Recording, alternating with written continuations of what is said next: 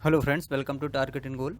Friends, pointer में इसमें से आज देखिए घाटियाँ पढ़ते हैं, इसके बाद और भी पश्चिमी घाट है वो भी पढ़ेंगे। और इसके पहले जो हमने वीडियोस बनाए थे उसमें से पर्वतों के बारे में था, इसके साथ साथ में जो भौगोलिक विभाजन है वो था। तो फ्रेंड्स, क्रम से इन वीडियोस को देखते जाइए और इसका फ़ायदा उठाइए और विश्वास रखिए इसमें से जो चीज़ें आपको बताई जा रही हैं बहुत महत्वपूर्ण है। अगर आप इनको सुन लेते हैं और सुन के अगर याद रख पाते हैं तो एग्जाम में आपकी बहुत ही हेल्प होगी ये सारा सुनने के बाद। चलिए तो देखते हैं इसमें। तो कुल्लू घाटी जिन दो पर्वत श्रेणियों के बीच में अवस्थित हैं वो हैं धौलाधार तथा पीर पंजाल। तो धौलाधार और पीर पंजाल के बीच में अगर आए कि कौन सी घाटी है तो कौन सी है, वो कुल्लू घाटी है। नेलांग घाटी, ये नेलांग घाटी उत्तराखंड में स्थित है। और यहाँ पर देखिए घाटी और राज्यों को सुमेलित करना है, ये बहुत महत्वपूर्ण है। देखिए मूर्खा घाटी कहाँ पे है, जम्मू कश्मीर में है।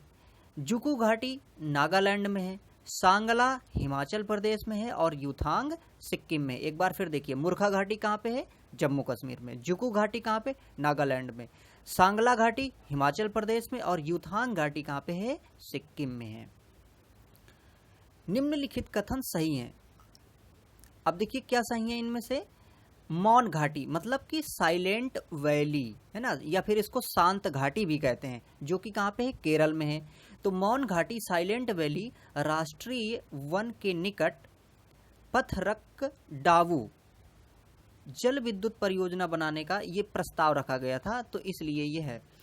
कुंती नदी, ये कुंती नदी कहाँ पे है, ये मौन घाटी या साइलेंट वैली में है, जो कि वहाँ पर पानी का भी एक स्रोत है और वहाँ ये जो वर्षा वन मतलब वन है, उन वनों के लिए भी ये महत्वपूर्ण है और वहाँ जो रहने वाले पशु पक्षी हैं उनके लिए भी महत्वपूर्ण है। तो ये कुंती नदी आपको याद रखना है, ये कहाँ पे है, साइलेंट वैली मतलब शांत घाटी, जो कि केरल में।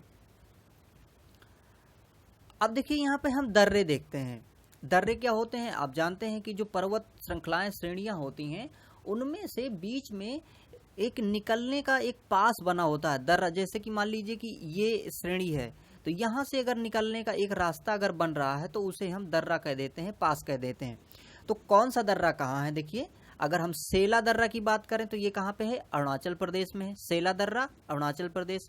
पाल घाट कहाँ पे है, ये है नीलगिरी और अन्नामलाई पहाड़ियों के मध्य में। तो पाल घाट की स्थिति जो है वो स्थिति ऐसी है कि जो तमिलनाडु है, तो तमिलनाडु और केरल, यहाँ पर ये स्थिति पाल घाट की पाई जाती है। तो अगर तमिलनाडु केरल इस तरह भी अगर ऑप्शन आता है तो पाल घाट आप मार्क कर सकते हैं। अगर यहाँ पर पर्वतों की बात करें तो नीलगिरी और अन्नामलाई जो पहाड़ियाँ हैं इनके मध्य में पाल घाट दर्रा पाया जाता है। भोर घाट कहाँ पे पाया जाता है, ये भोर घाट महाराष्ट्र में है। लिपुलेख दर्रा ये उत्तराखंड में है।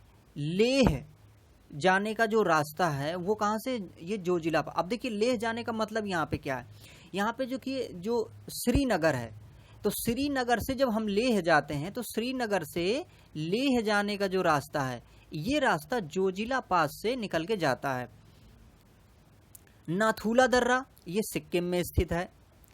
वर्ष 2006 के लगभग मध्य में भारत और चीन के बीच व्यापार बढ़ाने के लिए पुनः जो दर्रा खोला गया उसका नाम था कौन है, नाथुला दर्रा। और नाथुला दर्रा कहाँ पे है, सिक्किम में है। इसी दर्रे के माध्यम से यात्रा भी की जाती थी मानसरोवर की, और इसी दर्रे के माध्यम से चाइना से व्यापार भी होता था। ये दर्रा काफ़ी प्राचीन काल से भी महत्वपूर्ण रहा है, क्योंकि जब तिब्बत स्वतंत्र राज्य हुआ करता था तब भी हम तिब्बत से मुख्यतः जो व्यापार करते थे वो इसी दर्रे के माध्यम से करते थे। माना दर्रा कहाँ पे है, माना दर्रा उत्तराखंड में है। जो जिला जैसा कि हमने अभी देखा जम्मू कश्मीर में है। बनिहाल कहाँ पे है, जम्मू कश्मीर में है। नाथुला सिक्किम में है। और नीति कहाँ पे है, उत्तराखंड में। तो नीति, माना और लिपुलेख ये तीन दर्रे कहाँ पे हैं, ये हैं उत्तराखंड में। और दर्रे देखिए, जैसे बूमला दर्रा ये कहाँ पे है, अरुणाचल प्रदेश में है। जेलेपला दर्रा सिक्किम में है। मुलिंगला उत्तराखंड में। सिपकीला हिमाचल प्रदेश में। और ये जो सिपकीला दर्रा है ना, इसी सिपकीले दर्रे से सतलज नदी एंटर करती है हिमाचल प्रदेश में और फिर वो आगे सिंधु की सहायक नदी हो जाती है। रोहतांग दर्रा जैसा अभी देखें रोहतांग कहाँ पे है, ये है हिमाचल प्रदेश में। और रोहतांग दर्रा क्या है कि ये हिमाचल प्रदेश से ऊपर अगर हमें लेह की ओर जाना है तो वो दर्रा हमें जो मार्ग प्रदान करता है वो है रोहतांग दर्रा। मतलब कि हिमाचल प्रदेश से लेह के ऊपर, मतलब लेह लद्दाख की ओर अगर जाना है तो रोहतांग दर्रे से जाना होगा। माना उत्तराखंड में है, जैसे मैंने बताया नीति, माना और लिपुलेख, ये 3 दर्रे उत्तराखंड में है।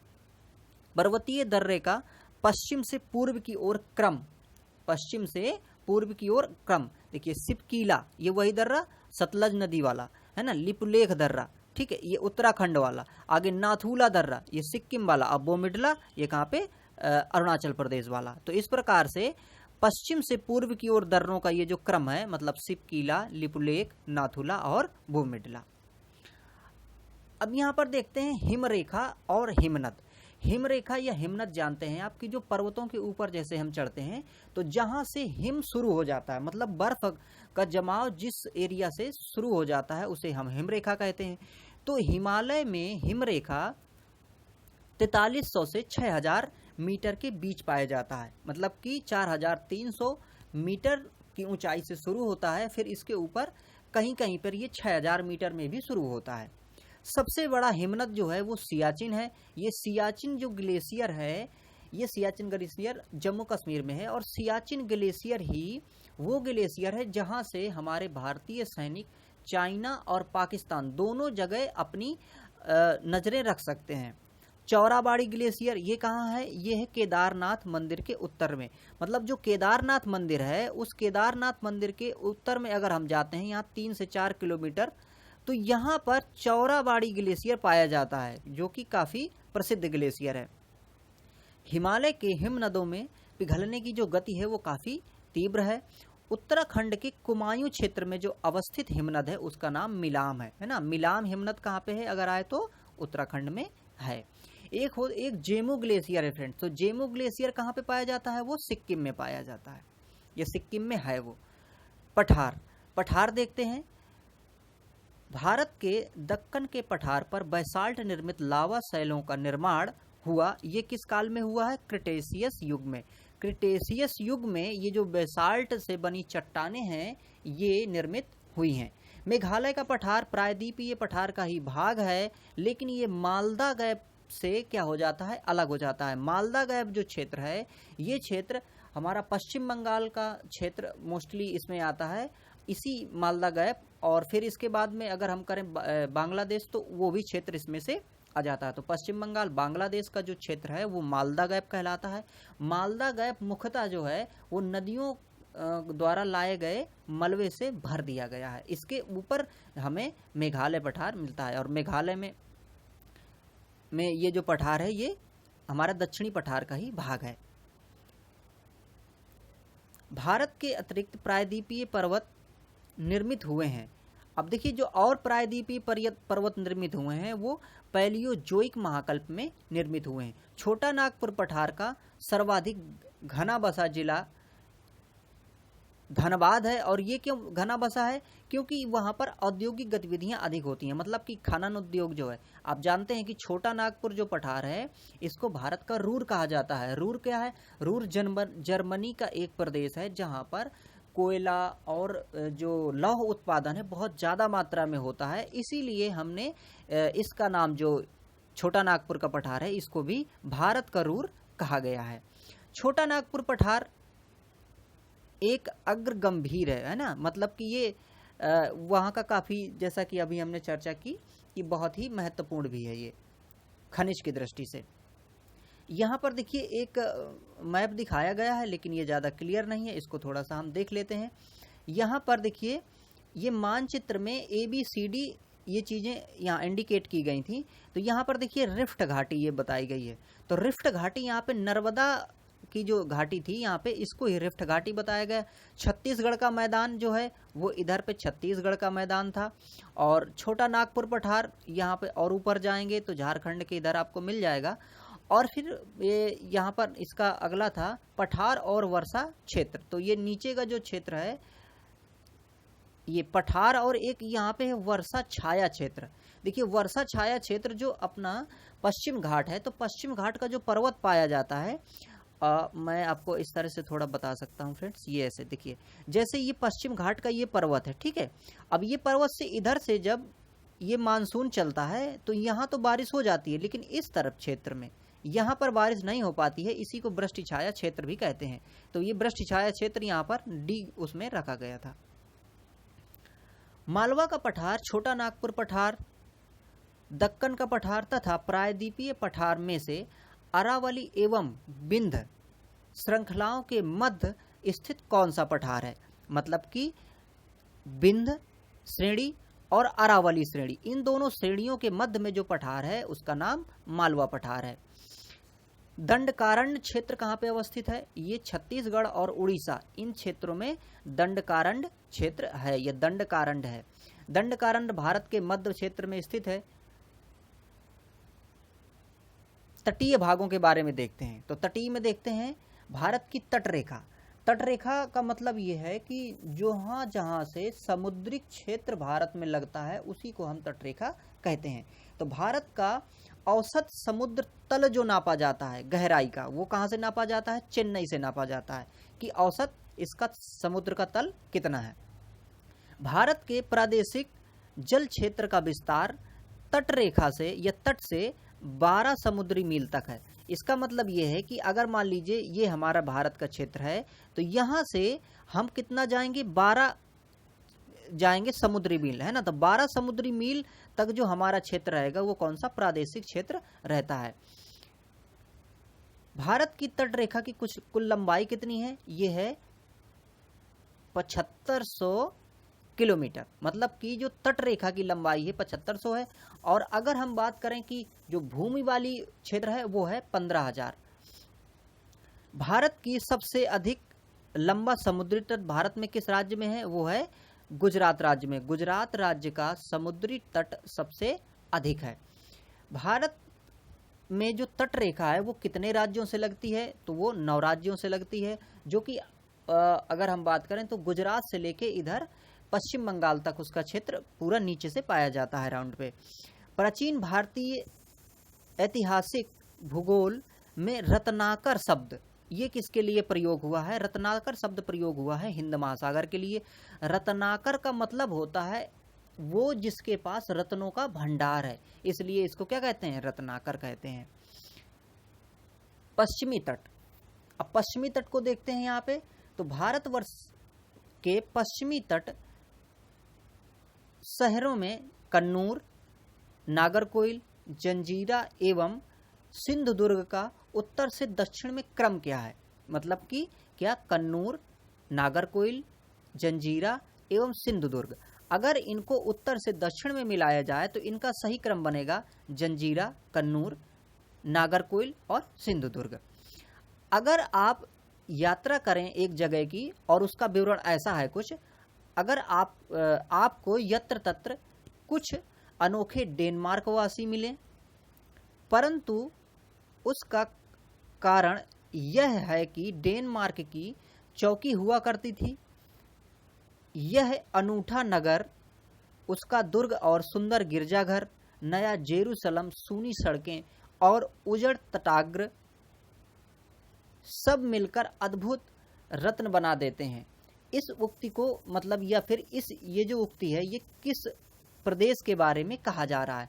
तो ये तमिलनाडु के बारे में देखिए कहा जा रहा है। इसमें जैसे कि आप अगर वहाँ घूमें तो आपको डेनमार्क वासी थोड़ा बहुत मिल जाएंगे। वो इसलिए मिल जाएंगे क्योंकि डेनमार्क के जो लोग थे वहाँ पर अपनी चौकी मतलब वहाँ पर वो बसे हुए थे शुरू पहले ही। तो ये सब, और गिरजाघर मिल जाएंगे जेरूसलम की तरह वो आपको दिखेगा। तो ये तमिलनाडु के बारे में ऐसा कहा गया था। यहाँ पर देखिए एक चित्र दिखाया गया है और इस चित्र में क्या बताया गया है या क्या बताने की कोशिश की जा रही है। तो इसमें देखिए ये जो भारत है और भारत में देखिए अभी हमने तटीय रेखा की इधर की बात की थी, ठीक है। ये तो देखिए ये तटीय रेखा ही है एक प्रकार से। तो यहाँ पर अंतर्जलीय उच्चावच रेखा के बारे में इस फिगर में इंडिकेट किया गया है। जंजीरा, उडुपी, ओरोविले तथा तूतीकोरिन शहरों में से भारत के पश्चिम तट पर अवस्थित कौन सा शहर है? ये है जंजीरा और उडुप्पी, मतलब कि जंजीरा, उडुप्पी, ओरोविले तथा तूतीकोरिन। अगर इनकी बात करें तो इनमें से पश्चिम तट पर कौन कौन अवस्थित हैं, तो वो हैं जंजीरा और उडुप्पी। सागर पुलिन और राज्य। सागर पुलिन में देखिए दीघा सागर पुलिन कहाँ पे है? पश्चिम बंगाल में है। गोपालपुर कहाँ पे है? उड़ीसा में है। कालागुट गोवा और मारीना ये है तमिलनाडु में। तो इस प्रकार से ये सागर पुलिन है और ये इनके संबंधित राज्य हैं। तमिलनाडु व आंध्र प्रदेश के तट का नाम क्या है? मतलब कि तमिलनाडु और आंध्र प्रदेश इस तट को किस नाम से जानते हैं? कोरोमंडल नाम से जानते हैं। भारत के तटों में कृष्णा डेल्टा एवं केप कैमोरिन के मध्य जो स्थित है उसको कोरोमंडल कहते हैं। इसका मतलब ये हुआ, देखिए जैसे अपना ये भारत है, ठीक है, तो इसमें यहाँ का जो पॉइंट है सबसे दक्षिणी पॉइंट, एक नोक नुमान पॉइंट जो निकला है, इसको कहते हैं केप कैमोरिन। अब ये केप कैमोरिन और यहाँ पर कह रहा है कृष्णा डेल्टा, ठीक है, कृष्णा नदी मान लीजिए यहाँ से है, तो इन दोनों के बीच का ये क्षेत्र, तो ये क्षेत्र क्या कहलाता है? कोरोमंडल कहलाता है। इसको ही हमने ऊपर देखा कि तमिलनाडु और आंध्र प्रदेश का तट वही कोरोमंडल तट कहलाता है। केप कैमोरिन के नाम से जो जाना जाता है उसको क्या है? देखिए कन्याकुमारी, वो जो नीचे का जो पॉइंट मैंने आपको बताया वो त्रिभुजाकार जो यहाँ का पॉइंट बनता है उसे ही हम केप कैमोरिन कहते हैं। और केप ऑफ गुड होप भी है एक, तो केप ऑफ गुड होप कहाँ पे है? वो अफ्रीका में है। द्वीप समूहों के बारे में थोड़ा जान लेते हैं। बंगाल की खाड़ी के द्वीप समूह, अंडमान और निकोबार द्वीप समूह का सर्वोच्च शिखर सैंडल पीक कहाँ पे है? ये है उत्तरी अंडमान में है। अंडमान व निकोबार द्वीप समूह बंगाल की खाड़ी में अवस्थित है। अंडमान निकोबार द्वीप समूह में द्वीपों की संख्या 220 है। 10 डिग्री चैनल अंडमान और निकोबार इन दोनों को पृथक करता है। 10 अंश जलमार्ग द्वारा आपस में पृथक किया गया है किसको? जैसा कि हमने अभी ऊपर भी पढ़ा, अंडमान एवं निकोबार को। बैरन द्वीप ये कहाँ है? बंगाल की खाड़ी में है और ये एकमात्र सक्रिय ज्वालामुखी भी यहीं पर है। भारत के पश्चिम तटीय मैदान के उत्तरी भाग को जिस अन्य नाम से जानते हैं उसको क्या है? उसका नाम है कोंकण। भारत का वह द्वीप जिसका उद्गम ज्वालामुखी से हुआ है, यह ज्वालामुखी जहां पर अभी भी सक्रिय ज्वालामुखी है वो है बैरन द्वीप। श्रीहरिकोटा द्वीप अवस्थित है, ये कहाँ? ये पुलिकट झील के समीप अवस्थित है। श्रीहरिकोटा, यहाँ से लॉन्चिंग होती है बहुत ज़्यादा, है ना, श्रीहरिकोटा। और ये पुलिकट जो झील है ये आंध्र प्रदेश और तमिलनाडु के बॉर्डर पे स्थित झील है। राम सेतु शुरू होता है धनुषकोटी से, ये तमिलनाडु में है। धनुषकोटी ये वही क्षेत्र है जहाँ से हम कहते हैं कि राम सेतु मतलब कि जो राम ने पुल बनाया था। अरब सागर के द्वीप समूहों को देखते हैं, तो लक्षद्वीप कहाँ पे स्थित है? ये अरब सागर में स्थित है। भारत का प्रवाल द्वीप लक्षद्वीप है, मतलब कि जो प्रवाल द्वीपों से बना द्वीप है भारत में वो लक्षद्वीप है। लक्षद्वीप टापू अवस्थित है दक्षिण पश्चिम भारत में। द्वीपों का समूह लक्षद्वीप एक प्रवाल द्वीप है, मतलब कि प्रवाल से वो बना हुआ है। प्रवाल क्या होता है? एक छोटा जीव होता है जो कि जब मरता है तो कैल्शियम वो निक्षेपित हो जाता है उससे, और उसी से द्वीप का निर्माण हो जाता है। लक्षद्वीप में कुल मिला के 36 द्वीप हैं। भटकल, अर्नाला, मिनिकॉय एवं हेनरी द्वीपों में से भारतीय तट रेखा के सुदूरवर्ती द्वीपों की श्रेणी में आता है कौन? मिनिकॉय द्वीप। मतलब कि अगर हम यहाँ पर देखें कि ये इस प्रकार से द्वीप है लक्षद्वीप, तो सबसे नीचे कौन सा द्वीप है? वो मिनिकॉय द्वीप है। मिनिकॉय द्वीप से अगर और नीचे जाते हैं हम तो यहाँ पर एक 8 डिग्री चैनल मिलता है, फिर इसके बाद मालदीव मिलता है, और मिनिकॉय और लक्षद्वीप इन दोनों के बीच में 9 डिग्री चैनल मिलता है। ठीक है, मतलब कि ये लक्षद्वीप और मिनिकॉय द्वीप के बीच में 9 डिग्री चैनल, फिर मिनिकॉय द्वीप और नीचे मालदीव के बीच में 8 डिग्री चैनल, और अभी हमने देखा कि 10 डिग्री जो चैनल होता है वो अंडमान और निकोबार के बीच में 10 डिग्री चैनल होता है। भारत एवं श्रीलंका के मध्य में अवस्थित द्वीप जो है उसका नाम क्या है? रामेश्वरम द्वीप है। एक द्वीप पर निर्मित भारत का बड़ा नगर, ये द्वीप में निर्मित भारत का बड़ा नगर मुंबई है। भारत का सर्वाधिक आबादी वाला द्वीप सालसेट द्वीप है। द्वीप और यहाँ पर उनकी अवस्थिति, वेयंत सयोधर द्वीप, ये कहाँ है? कच्छ की खाड़ी पे। वेयंत सयोधर कच्छ की खाड़ी, पीरम द्वीप खंबात की खाड़ी, द्वारका अरब सागर, ये द्वारका वही है जहाँ जिसको कहते हैं कृष्ण ने बसाया था। दीव काठियावाड़ तट पे है। कोरी क्रीक या निवेशिका स्थित है, ये कहाँ पे है? कच्छ के रन में है। सर क्रीक विवाद किसके किसके बीच है? भारत और पाकिस्तान के बीच में सर क्रीक विवाद है। भारत के राज्य और केंद्र शासित प्रदेशों के बारे में थोड़ा सा देखते हैं। लातूर जिला कहाँ किसका है? यह है महाराष्ट्र का। विदर्भ एक जो प्रादेशिक क्षेत्र है, ये कहाँ पे पाया जाता है? ये कहाँ पर है? ये है महाराष्ट्र में। पाट अंचल यानी पाट रीजन कहाँ पे है? ये है झारखंड में।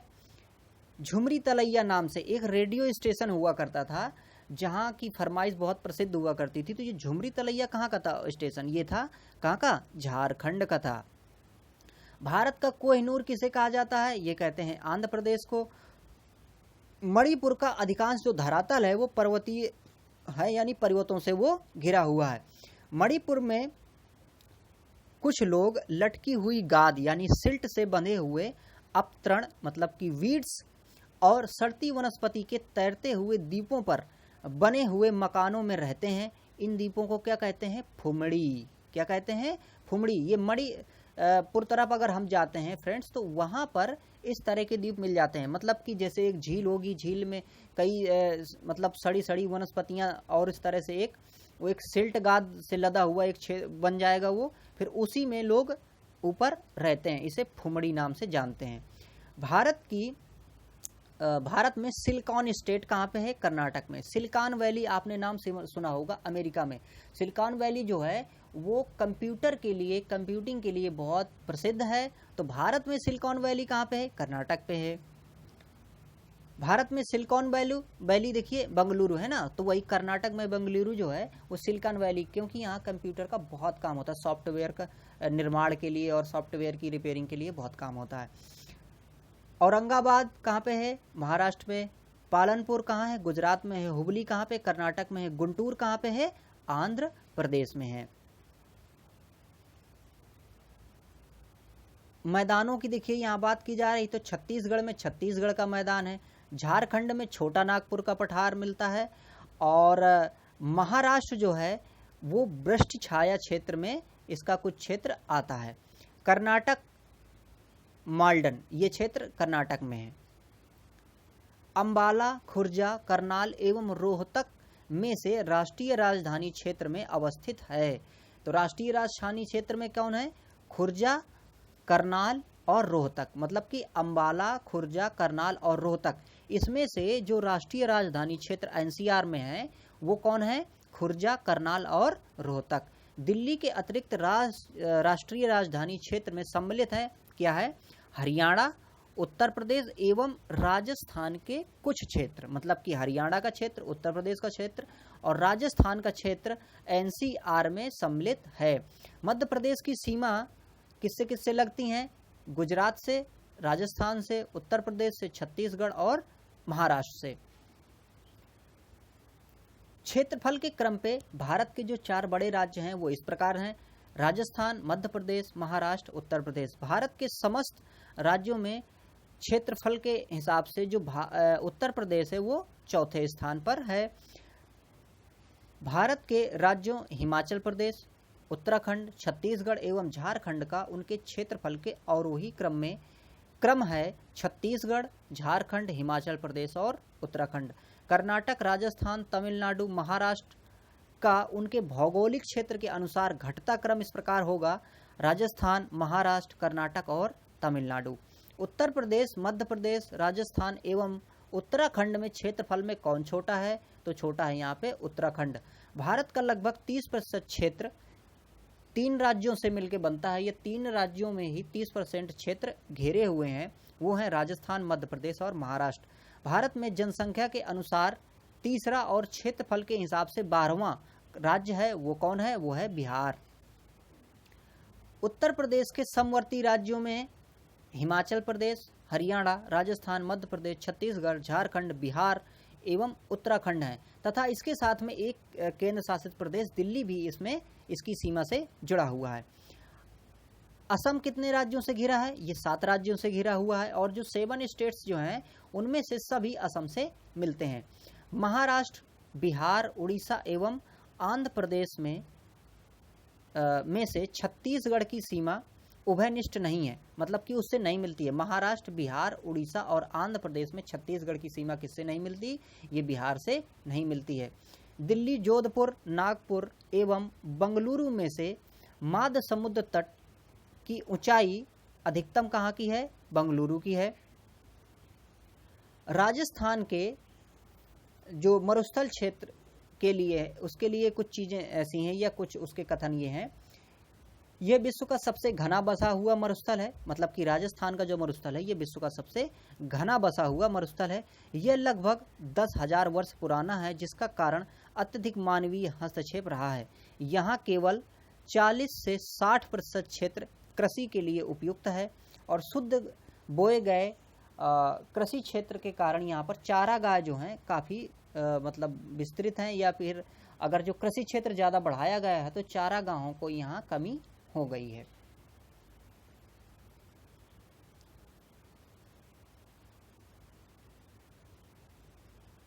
तो फ्रेंड्स ये था। अब इसके आगे हम फिर अगले वीडियो में करते हैं। फ्रेंड्स काफ़ी हो गया।